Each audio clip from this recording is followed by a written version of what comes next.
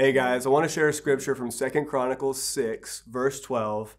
And Solomon has just finished building the temple, and he's brought the ark into the temple, and now he's going to dedicate the temple. So that sets the scene. This is verse 12.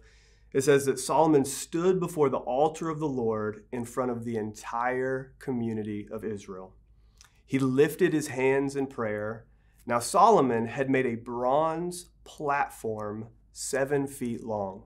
I love that the New Living Translation says a bronze platform. We talk about our platform not as a stage, because a stage is a place of performance, but as a platform for influence, to influence others to enter the presence of the Lord. So he created a platform 7 feet long, 7.5 feet wide, and 4.5 feet high.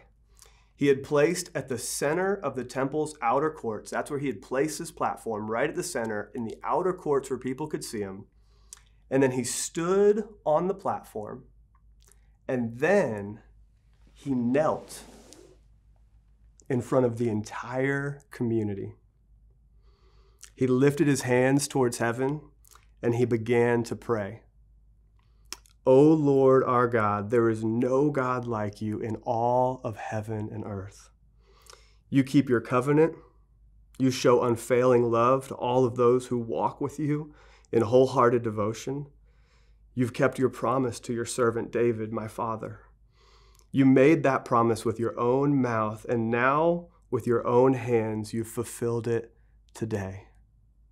This is Solomon in front of the entire assembly of Israel, bowing before the God of heaven and earth, bowing before the creator of the world, saying, God, you're exalted, you're glorified, you've fulfilled your promise.